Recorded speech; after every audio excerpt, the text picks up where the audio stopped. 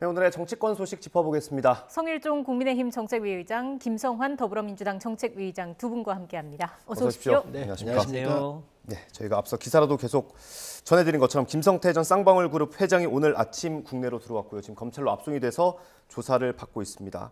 김 전 회장이 공항에서 어떤 얘기를 했는지 준비했고요. 이어서 한동훈 장관 목소리까지 들어보겠습니다.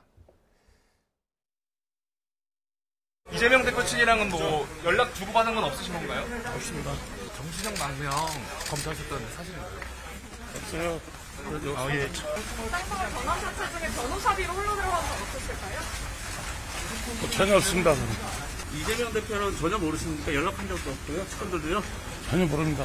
수배 덮기 전에 검찰 수사관한테 비밀 정보 받으신 적 있나요? 없습니다.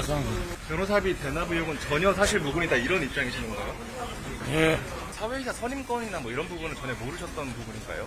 알고 계셨던 건가요? 아니면 이 부분에 대해서는 명확히 말을 안 해주시는 것 같은데요? 나중에 검찰에서 다 밝혀질 겁니다. 해외에 도피한 중범죄자들이 못 견디고 귀국하기 직전에 자기 입장을 전할 언론사를 선택해서 일방적인 인터뷰를 하고 그리고 자기가 유리하게 보도되게 하고 그리고 관련자들에게 일종의 말맞추기 신호를 보내는 것은 과거에 자주 있었던 일입니다. 최근에 남욱 씨도 그랬고 최성원 씨도 그랬었죠. 그런데 그런다고 범죄 수사가 안 되지 않지 않았습니까? 이번에도 마찬가지일 겁니다. 네, 김성태 전 회장은 오늘 아침 인천공항의 모습이고요. 한동훈 장관은 어제 국회 출석했을 때 장면이었습니다. 한동훈 장관 얘기를 조금 부연을 하면 김성태 전 회장이 태국에 있을 때 이재명 대표 잘 모른다 이런 얘기를 했어요. 이제 그거를 뭐 어떤 신호로 보낸 거다 이런 식으로 해석을 했는데 어떻게 들으셨어요? 실제로요. 팩트로 얘기를 해야 되는데 이재명 대표도 쌍방울 레이 한번 산 거 외에는 모른다고 했잖아요. 네. 그리고 김성태 회장도 모른다고 했는데 이번 이 쌍방울 변호사비 대납건은 사실상 준 사람도 없고 받은 사람도 없는 사건인데 마치 뭔가가 있는 것처럼 부풀리기를 한 거거든요. 지금 이제 실체가 드러나는 거 아닙니까? 잘 아시는 것처럼 그 변호사비 대납 사건은 그 이태영 변호사라고 지난번 이제 선거법 위반 사건의 변론을 맡았던 이태영 변호사가 소속돼 있는 그 로펌에 다른 변호사가 쌍방울의 M&A와 관련해서 거래를 했다는 건데 네. 그 변호사 이름이 이남석 변호사예요. 네. 윤석열 대통령 후배. 그 변호사가 돈을 받은 거거든요. 그래서 만약에 그런 일이 있었으면 가장 먼저 검찰과 윤석열 대통령이 알 수 있는 일인데 그럼에도 불구하고 아무 얘기도 안 나온 거 아닙니까? 그러면 실체가 없는 거죠. 예. 너무 검찰과 언론이 부풀리기를 했는데 마침 김성태 회장이 이제 국내에 이제 송환된 만큼 진실이 확인되지 않을까 싶습니다. 예, 실체가 없는 것이다 말씀해 주셨는데 성 의장님은 어떻게 보세요? 참 재미나는 일이죠. 이재명 대표도 모르고 관련된 거 아무것도 없고 범죄 사실 아무것도 없다는 거잖아요. 네. KBS하고 인터뷰하면서 그렇게 얘기를 했어요. 그러면 왜 도망가요? 아니 국내에 있어야지요. 죄가 없는데 왜 태국으로 뭐 또 다른 나라로 인근 국가로 왔다 갔다 하면서 한국에 있는 사람들 불러다가 직원들 불러다가 유흥업소 직원 불러서 김치 가져오게 하고 회 갖고 오게 하면서 이런 돈을 왜 들였을까요? 저는 이해할 수 없다. 죄 없는 사람들이 왜 도망갑니까? 이분만 도망간 게 아니잖아요. 그 양 누구 있잖아요. 양선길인가? 이분 사촌인가 그래요. 이분도 도망갔잖아요. 재물을 총괄하고 있는 분도 도망갔어요. 예. 아니 잘못이 없는데 왜 회사의 핵심들이 다 도망가지요? 그렇게 해놓고 나서 지금 와가지고 이제 아마 제가 볼 때는 태국에서 붙잡혔는데 예. 태국에 생각을 해보세요. 그 감옥이라고 하는 곳이 어떻게 했어요? 못 견디겠죠. 말도 안 통하고 음식도 안 맞고 이러니까. 그러니까 들어온 것 같은데 제가 봤을 때는 왜 그럼 도망갔는가? 그리고 혼자도 아니고 사장도 도망가고 그 재물을 총괄하고 있는 이분도 도망갔으니 이거부터 다 설명을 해야 한다고 생각을 해요. 네. 예. 그 말씀을 주신 것처럼 이게 연결고리가 아예 없는 건 아닙니다. 이화영 전 부지사도 사실 쌍방울과 좀 연결이 돼 있지 않습니까?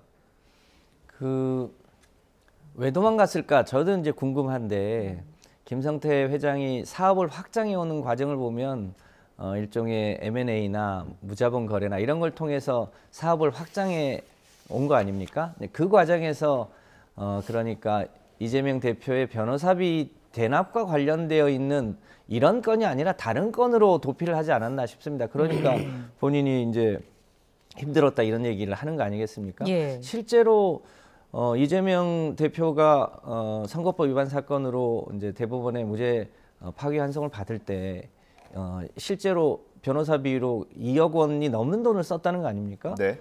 그 돈도 사실은 엄청난 돈이에요. 그런데 마치 20억 원을 쌍방울에서 추가로 무슨 지원을 해준 것처럼 그거는 그야말로 명백한 허위거든요. 네. 그래서 차제에 그게 밝혀질 수 있을 거다라고 봅니다.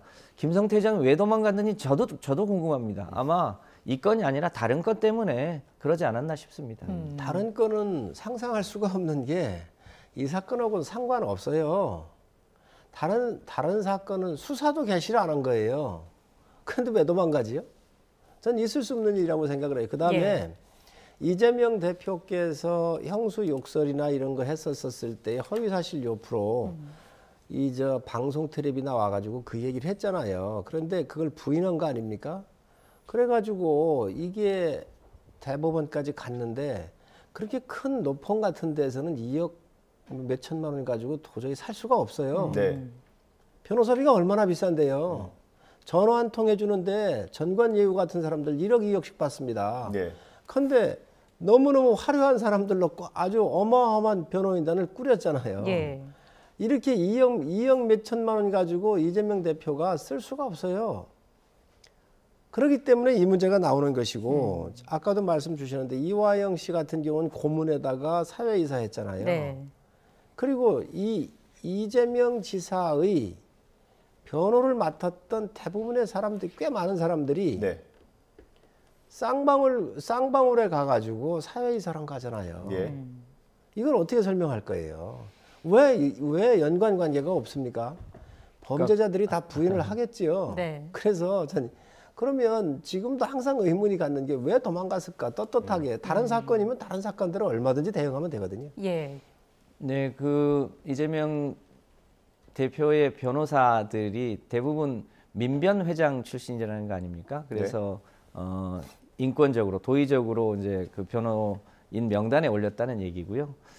이태영 변호사가 변론을 총괄했는데 그 이태영 변호사랑 같은 로펌에 있는 이남석 변호사가 쌍방울 M&A 과정에서 20억을 받았다는 얘기 아닙니까? 네. 근데 그 이남석 변호사를 우리 국민들이 기억을 합니다.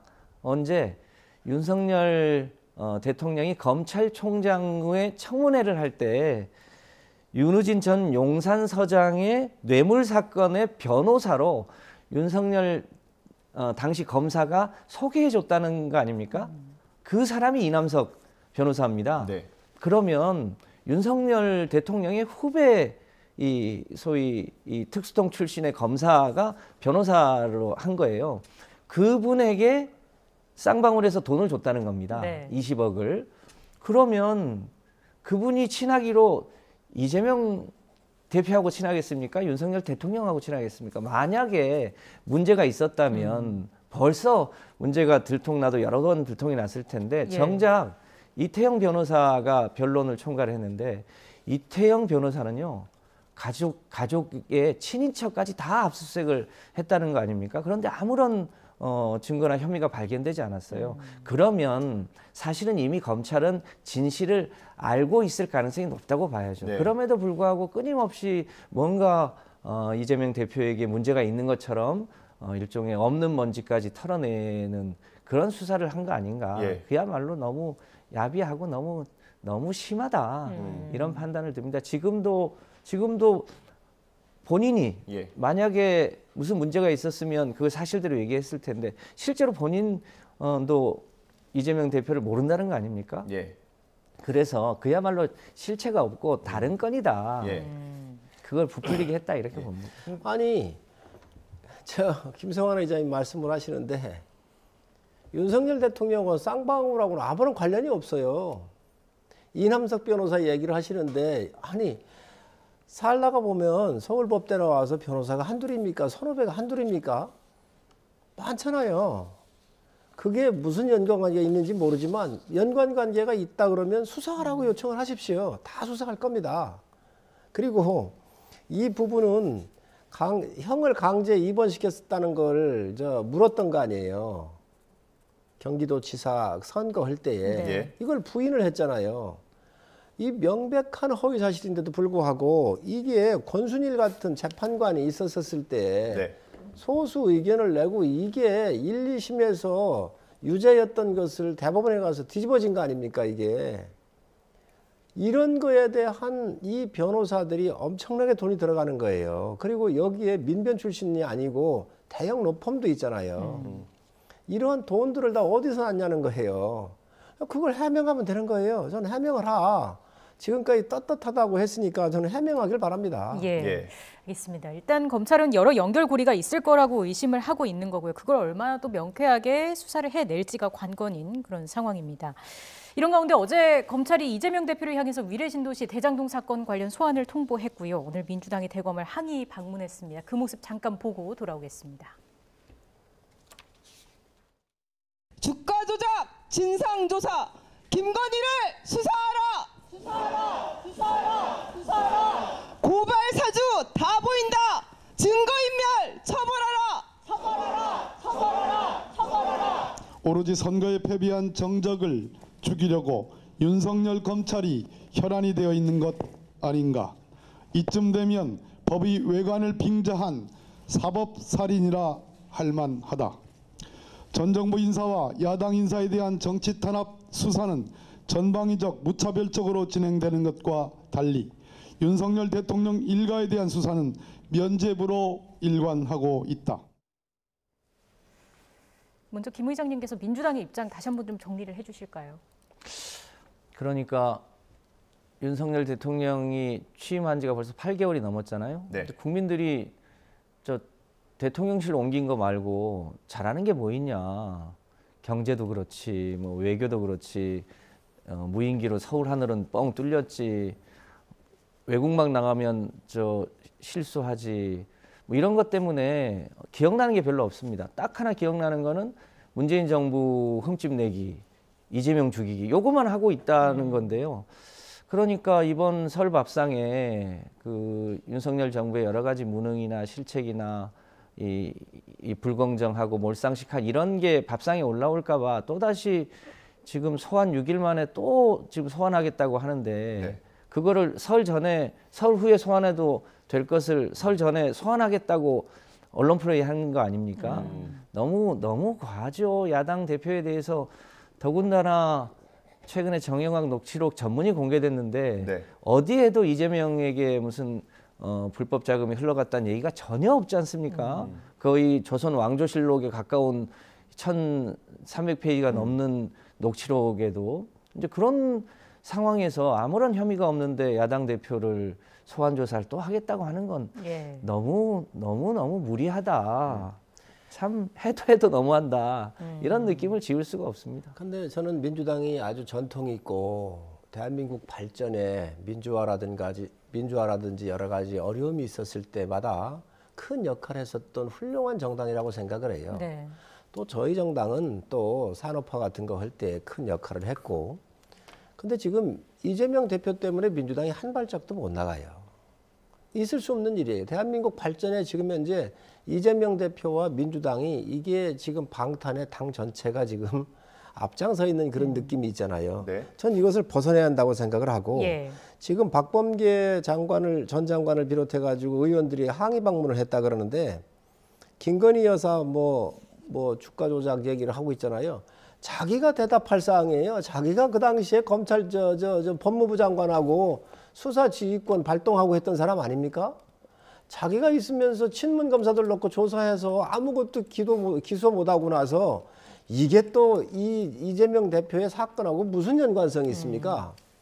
그리고 박해를 받는다 그러는데 이재명 대표는요, 이게 연관이 안 된 사람이 없잖아요. 지금 네. 조폭들하고 연관돼 있는 거 아니에요.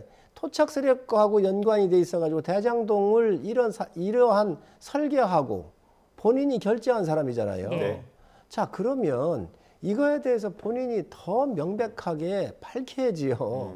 그게 아니고 지금 정치적 박해받고 정적 제거하려고 한다고 그러는데요. 윤 대통령은 정적이 이재명 대표가 될 수가 없습니다. 이제 윤 대통령은 경쟁할 사람이 없어요. 대통령 잘하고 끝나면 끝나는 거예요. 그런데 무슨 정적이라고 생각을 하세요? 이 정적도 아니에요. 근데 지금 정적 제거하려고 한다고 그러는데 그 도저히 국민들께서 받아들일 수 없는 지금 논리를 저는 가지고 이렇게 얘기를 하고 있다고 생각을 해요. 예. 뭐 잘 아시겠습니다만 이 대장동 건이 하도 복잡해가지고 국민들이 전체 맥락을 잘 이해하기 어려우실 수도 있는데 처음에 국민의힘 쪽 사람들이 이 대장동 전체를 민간 개발을 하려고 했어요. 100%. 네. 그때 이명박 대통령이 LH에 지시해서 LH가 하지 말라고 해서 LH가 포기하거든요. 민간 개발로 100% 넘어가려고 하는 거를 이재명 시장이 취임하자마자 그렇게 하면 민간이 너무 폭리를 갖게 되니까 100% 공영 개발을 하겠다 이렇게 했어요. 네. 그런데 당시에 이제 성남시의 의원들의 다수가 국민의힘 소속이다 보니까 그걸 못하게 막았죠. 그래서 할 수 없이 소위 민간 합동 개발이라는 것을 했는데 이재명 시장은 전체 그 개발 이익의 절반이 넘는 5,500억을 환수를 했고요. 예. 나머지 4,000억대를 가지고 소위 김만배와 정영학과 남욱, 유동규 이 일당이 그 돈을 돈잔치를 한 거거든요. 네. 그러니까 돈을 회수한 사람이 있고 그 이익을 배분한 사람들이 있어요. 그 과정에 불법을 무마해 주거나 로비하거나 이런 사람들한테 약속을 했던 소위 50억 클럽이 네. 있는 거 아닙니까? 그래서 검찰이 그 돈의 흐름을 추적하면 되는 일인데 돈의 흐름은 추적하지 않고요. 오로지 이재명 대표를 죽이겠다고 해서 오로지 초점을 이재명 대표에게 맞추고 있는 게 이 사건의 핵심이거든요. 그래서 우리 당은 소위 핵심인 50억 클럽에 등장하는 6명이 대부분 검찰 출신 아닙니까? 네. 그런 사람들에 대해서 우선 수사하고 진실을 밝히고 어떻게 김만배 씨의 누나가 서대문 골짜기에 있는 윤석열 대통령 아버지 집을 사줍니까? 그것도 우연하게. 말이 안 되잖아요. 부산저축은행 때문에 피해본 사람이 너무너무 많은데 유일하게 그 부산저축은행에서 1,000억 원 이상의 대출을 받은 사람 중에 유일하게 조사와 수사와 이 검찰의 이 수사를 피해간 사람이 이 대장동 일당에 포함되어 있지 않습니까? 네. 이런 것들을 수사를 하는 게 본류인데 그거는 하지 않고 이재명 대표만 수사하는 것 자체가 너무너무 불공정하고 무리하다. 예. 이게 저희 당 판단입니다. 알겠습니다. 저는 의장님의 말에 동의할 수가 없어요. 이 사건 민주당이 고발한 거예요. 민주당 그 경선 과정에서. 그리고 민주당이 이 사건을 수사를 한 거예요. 문정부 시절에. 50억 클럽 왜 조사 안 하느냐 그러는데 조사하라고 그러십시오. 그리고 이거 문정부에서 왜 안 했겠습니까? 문정부 검찰에서. 아니 우리 당에 관련된 사람이 있으면 다 하세요. 그리고 그 사람들이 문제가 있었으면 50억 클럽을 문정부에서 안 했겠습니까? 곽상도 의원 조사하듯이. 그래서 이 사건이 마치 무슨 윤석열 정부가 지금 현재 그 이재명 당대표를 정적을 제거하고 야당을 파괴하기 위해서 이 사건을 조사한다 그러는데요. 국민들께서 정확하게 아셔야 되는 것이 이 사건의 고발자도 민주당이었고 이 사건의 시작과 검찰 수사의 시작도 민주당이었고 이걸 덮은 것도 민주당이었던 거예요. 그랬다가 정권이 바뀌었고 이게 심각한 문제가 있으니까 마무리해야 될 거 아니겠습니까? 그러다가 보니까 민주당 친문 정권에 의해서 박은정 같은 청남지청장은 아예 서류도 못 보게 했잖아요. 그래서 차장검사가 치받은 것이고 그러고 나왔고 이런 과정들이 다 일련이 이 속에 있는 겁니다. 예. 그래서 그렇게 떳떳하다고 먼지 한 톨 1원이라도 받았으면 모든 공직을 사퇴한다 그랬잖아요. 그러니까 이재명 대표는 지금 뭐 검찰에 저는 안 나가려고 그런 것 같은데 그럴 필요 없습니다. 나가십시오. 떳떳하게 나가서 받고 나오시고 예. 들어갔던 문으로 무사하게 나오시길 바랍니다. 그래야지 지금 뭐가 두려워서 그러는지 이걸 지금 이렇게 야당을 정적 제거를 한다. 절대로 정적 제거 아닙니다. 야당 파괴 아닙니다. 윤석열 대통령은 절대로 경쟁 대상이 아니에요. 지금 그런 걸 정확하게 아셨으면 좋겠고 네. 저는 이 부분에 대해서는 오히려 더 본인이 설계했고 했기 때문에 따뜻하게 나가시라. 그리고 마지막으로 지금 조폭들도 이렇게 쌓여 있고 이런 사람들이 나오고 그러는데 바로 지금 이재명 대표의 방식이 조폭 방식이라고 생각을 합니다.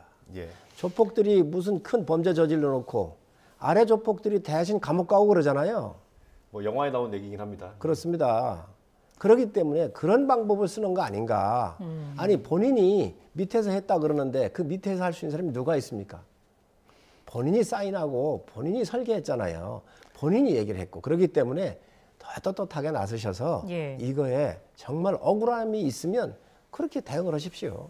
당연히 뭐 그렇게 해야 되는 게 맞겠죠. 네. 진실이 감춰지기야 하겠습니까? 그런데 여전히 검찰이 특정한 의도를 가지고 있어서 이제 생기는 문제인데 앞서도 얘기했지만 이재명 시장이 전체 설계를 초기에 한 게 맞습니다. 예. 그러니까 100% 민간 개발업자들이 모든 이익을 다 취하려고 하는 거를 100% 공영 개발을 하려고 했다가 당시 국민의힘 쪽에 다수 성남시의원들이 그걸 못하게 막는 바람에 소위 이제 민간 합동 개발 방식까지 설계한 건 맞고요.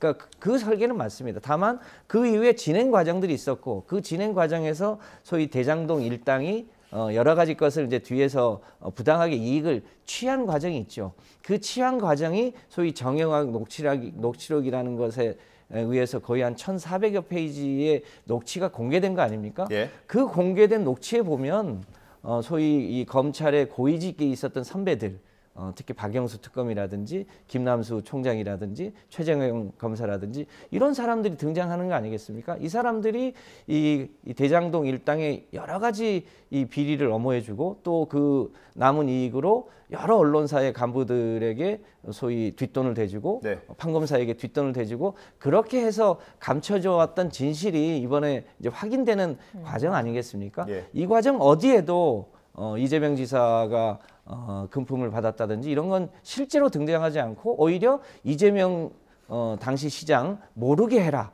이렇게 해서 철저히 감춰라. 네. 이렇게 해서 그 진실의 과정을 미리 다 파악하지 못한 책임까지를 묻는다고 하면 뭐 할 수 없겠지만 실제로 이재명 지사가 하려고 했던 것은 오히려 이 전체 이익이 다 민간 업자한테 가려고 했던 것을 환수했고 예. 실제로 돈 받은 사람은 그 전임 검사들을 비롯한 이 소위 이 윤석열 검찰과 가까웠던 사람들이 50억 클럽 속에 많이 있고 그래서 네. 결국 이 사람들을 수사하는 게 핵심이다. 예. 그게 맞다. 알겠습니다. 판단합니다. 저희가 이 문제는 마지막으로 하나만 여쭤보고 마무리할게요. 이게 어쨌든 검찰 전체적인 수사에 있어서 균형이 맞지 않는다는 문제 제기를 하시는 것 같고요. 그렇습니다. 일단 궁금한 건 이재명 대표 그럼 소환에 응합니까 이번에?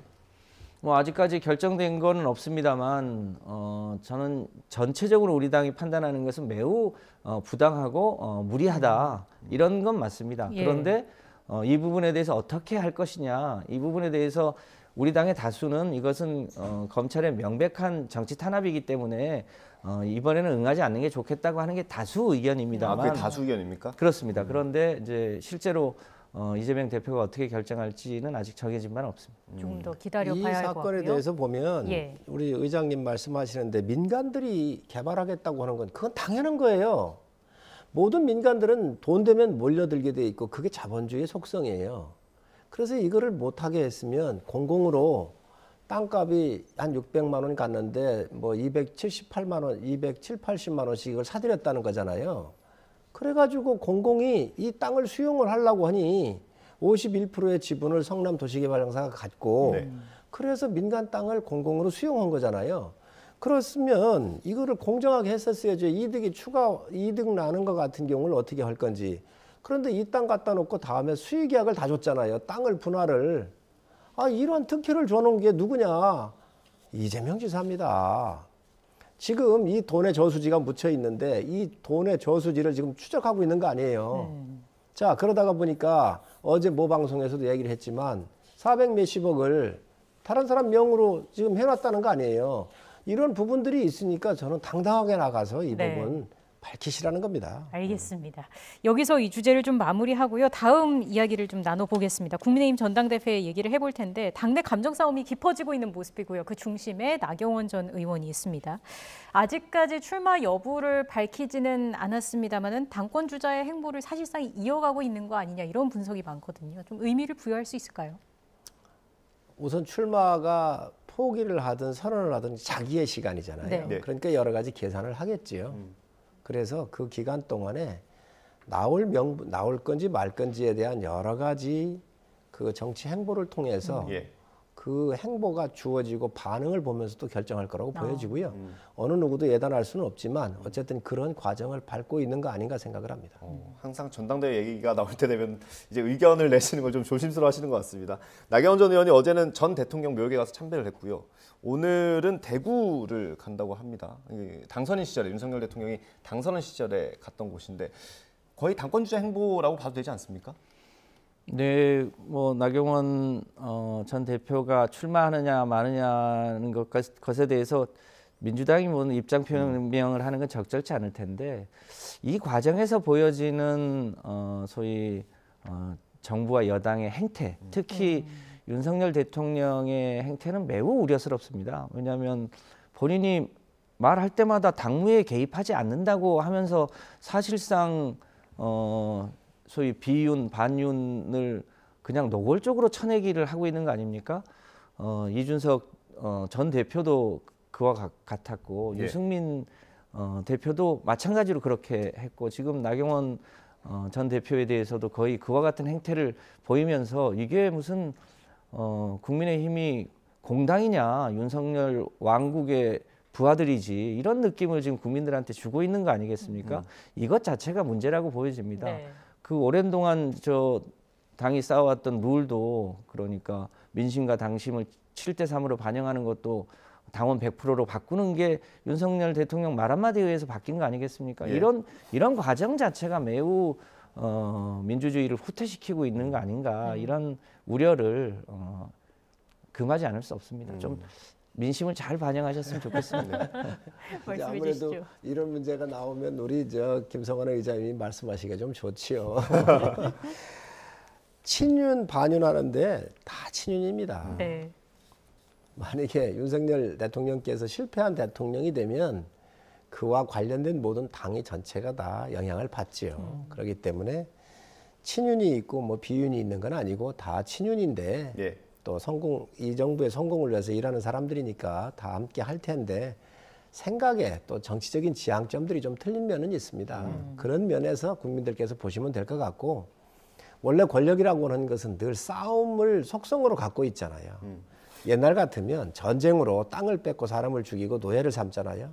지금 민주주의가 되면서 예를 들면 여야의 싸움의 장소를 국회를 만들어서 이곳에 가서 정책적으로나 정치적으로 한번 다퉈보고 싸워봐라.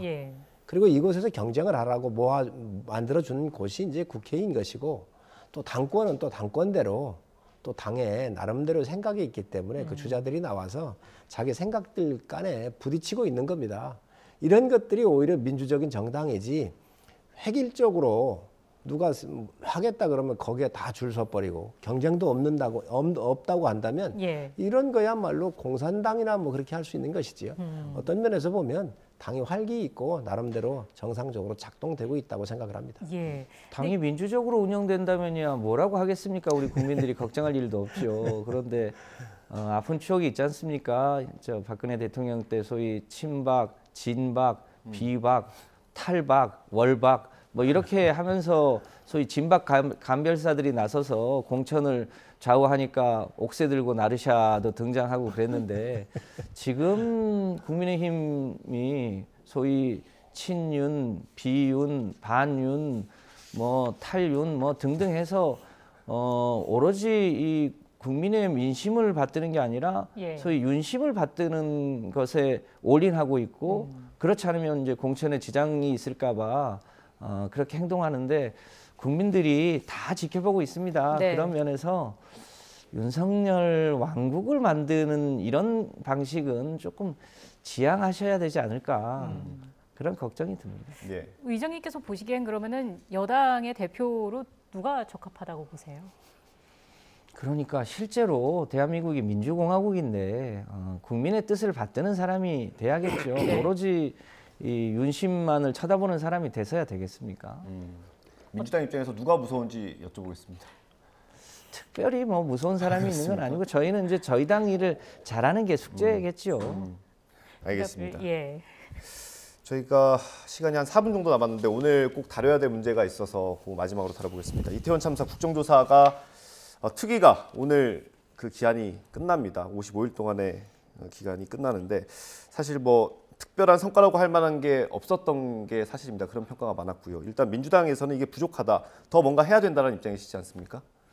그렇습니다. 그 유족들이 이 국정조사 과정에서 너무너무 가슴 아파했습니다. 특히 국민의힘이 국정조사를 하는 건지 국정방해를 하는 건지 모를 정도로 사실상 굉장히 중간중간에 사보타지를 많이 했거든요. 그것 때문에 그 생태 같은 자식을 잃은 그 부모들 마음이 오죽했겠습니까? 이제 그런 것 등 때문에 진실 규명이 충분히 되지 못한 아쉬움이 있습니다. 네. 행안부 장관의 책임이 있다는 것을 확인은 했지만 여전히 그 과정에 특히 왜 교통 통제를 제대로 못했는지에 대한 그 실체가 명확하게 잘 구분이 안 됐고요. 그 무렵에 사실상 마약 단속을 10시 반경에 하려고 했다가 사실상 그것 때문에 소위 이 정복이 아닌 사복 경찰들은 네. 굉장히 많이 있었지 않습니까? 근데 그걸 결국 이제 못하고 정작 압사 사고 이후에는 일종의 이제 마약과 관련한 이제 부검을 하자고 하는 걸 전국적으로 진행이 되는 걸 등등을 보면 뭔가 작동이 있었을 텐데 그 과정이 잘 안 밝혀진 측면이 있죠. 이제 그런 면에서 진실 규명이 충분히 되지 못한 이제 성과와 한계가 동시에 있는 거죠. 이 부분을 이제 추후에 어떻게 할지에 대한 게 남은 과제 아닌가 싶습니다. 그래서 이제 후속 조치가 좀 필요하다라고 보시는 입장이신 것 같고 특검의 목소리도 특검의 필요성도 좀 제기가 되고 있는 상황입니다. 국민의힘 입장도 들어볼게요. 숨길 게 뭐가 있지요? 이 사건은 사전에 계획되거나 아니면 문서가 뭐 조작되거나 이런 게 아닙니다. 갑자기 몰려나온 인파에 대한 통제를 못했기 때문에 벌어진 일들이에요. 여기에서 절대로 숨겨야 될 이유가 하나도 없습니다. 두 번째, 마약 얘기를 하셨는데 마약을 단속했다고 한다면 그거는 지극히 공부적으로 해야 될 일들이에요. 그런데 마약 단속하는 사람이 예를 들면 사복경찰로 있는데 거기에서 다른 일을 할 수가 없었겠지요. 자기가 부여진 임무가 있기 때문에. 근데 너 마약 단속으로 가가지고 예를 들면 왜 교통 통제를 안 했느냐 이렇게 묻는다고 한다면 글쎄 그 물을 수 있는지 내가 모르겠지만 업무가 정확하게 특히 마약 단속은 비밀리에 해야 될 거 아니겠습니까? 신분을 드러내면 안 될 거 아니겠어요? 이런 것들이 이 사건하고 무슨 관련이 있는가? 여기에는요 야당이 더 잘할 거예요. 숨길 게 아무것도 없습니다. 그래서 있는 그대로 그 진상을 밝히면 되는 것이고 거기에는 저희가 다 협조를 했지요. 네. 또 이 기간도 연장도 다 하지 않았습니까? 네. 그런데 여기에 뭐 더 나올 게 있는지 모르겠는데 지금 야당에서 하는 거야말로 정말 이 안타까운 죽음을 통해서 오히려 정쟁화하고 있는 거 아닌가. 네. 그렇기 때문에 국민들이 이 바라보는 시각도 좀 공정하게 하고 저 냉정하게 정말 원인을 파악을 해서 나오는 원인에 맞게 다음에 이런 대형의 안전 재난이 나오지 않도록 대책을 세우라는 거 요구 아니겠습니까? 그런데 이게 특검을 요구하고 하는데 특검도 간다고 하면 목표가 있어야 될 거 아니겠어요? 뭐가 잘못됐기 때문에 특검이 정확하게 방향성이 있고 못한 부분이 뭐기 때문에 그 목표를 가지고 가야 될 건데 그 부분에서 동의하기가 어렵습니다. 그래서 저는 야당이 뭐를 주장해도 다 좋은데 이러한 안타까운 이런 젊은이들의 이 사고를 통해서 오히려 정쟁화하는 것은 정말 자제해야 될 일이다라고 생각을 합니다. 예, 의장님 마지막으로 짧게 하나만 여쭤보겠습니다. 이게 사실 경찰 특수본 수사도 끝이 났고요. 이제 국조특위도 활동을 마무리하면 사실상 이 참사의 진상조사가 일단락되는 거 아니겠습니까? 윤석열 대통령이 앞서 그 정무적 책임도 책임이 있는 사람한테 물어야 된다는 발언도 했고요. 근데 유족들은 이상민 장관의 책임을 계속해서 주장을 하고 있습니다. 이상민 장관이 정무적 책임을 질 정도가 된다고 보십니까? 사실 정무적이라고 하는 것은 판단 기준이 굉장히 애매모호해요. 급하면 정무적 책임도 가게 되는 것이고 급하지 않으면 천천히 가도 되는 거잖아요. 그렇기 때문에 이 사건의 전체를 놓고 아마 대통령께서도 판단을 하실 거라고 생각을 합니다. 네, 알겠습니다. 두 분 말씀 여기서 마무리하겠습니다. 지금까지 성일종 국민의힘 정책위의장, 김성환 더불어민주당 정책위의장 두 분과 함께했습니다. 고맙습니다. 네, 감사합니다. 고맙습니다.